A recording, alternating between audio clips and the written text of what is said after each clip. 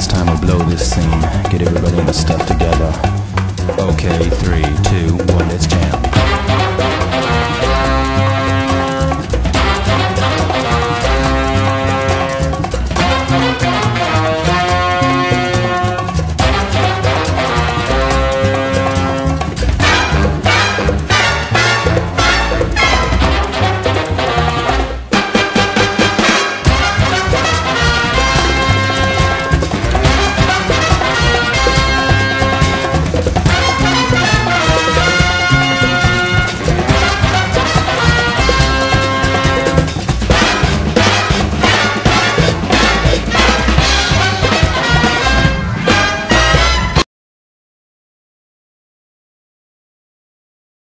Hey guys, what's going on? F-Ball Critic 3 here, back with my first ever episode of Careers in Review, and today's episode is going to be on Joe Namath, or Broadway Joe as he is also known, and you know why he's such a great player and a Hall of Fame player, really.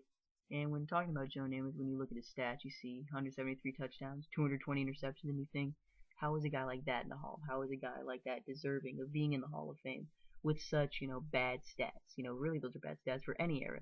However, to truly understand Joe Namath's greatness, you have to take a step back and not just look at statistics, but look at how he changed the game and how he was an important factor within the game. To start off, he was one of the best quarterbacks really in NFL history. He had some of the best basic throwing ability of all time. His ability to throw the football, his arm strength, his just passing ability is up there with the greatest of all time of any era. He had as much basic throwing ability as any quarterback in NFL history. And he was just a great player and a great leader on the football field. This is during the era when you called your own plays, and he called a lot of great plays. He called a lot of great games. The Jets' only Super Bowl win, Super Bowl III, which guaranteed the game against the Baltimore Colts, who were like 19-point favorites. He called that entire game. Great play calling the whole way through. They controlled the ball and ended up winning 16-7. And that game really was important to the NFL because it showed that the AFL could compete with the NFL. This is at the time when the two conferences were the AFL and the NFL, and this is the third Super Bowl, and the first two Super Bowls were won handily by the Green Bay Packers. And this third Super Bowl, the Baltimore Colts were favored to win by 19 points. Everyone thought it was a foregone conclusion that the Colts were just going to run all over the Jets, that they were going to stomp them, and that they were just going to dominate the game.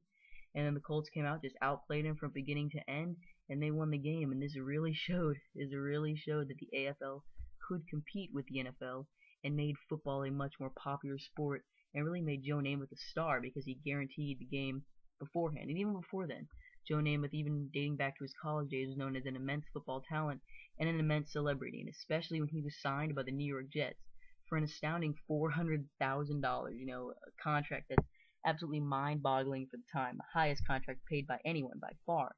And this is crazy because it was paid to a rookie. And once he got to New York, he embraced the kind of rock star lifestyle and really brought show business and celebrity to the sport of professional football. Nowadays you see a lot of sports stars in pop culture, and that really all began with Joe Namath.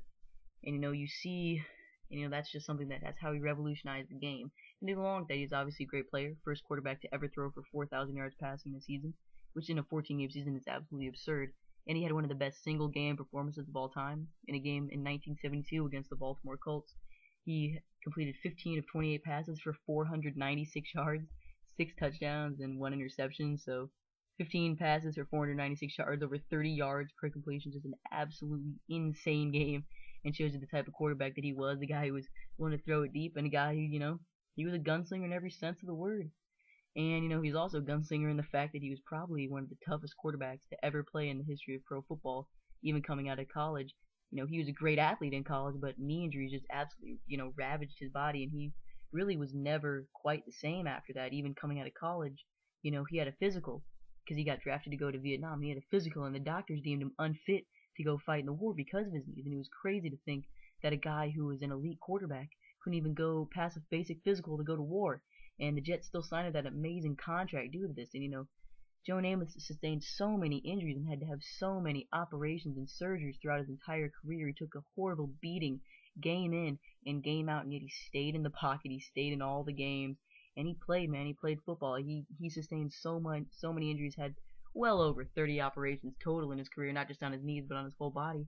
And yet he continued to play, the toughest quarterback in NFL history, in my opinion. just a wonderful, wonderful football player and just an absolute tough guy, and he refused to give any opponent credit for, knocking him out of the game. Like, for example, a game against the Oakland Raiders, a lineman came and sacked him and broke his jaw.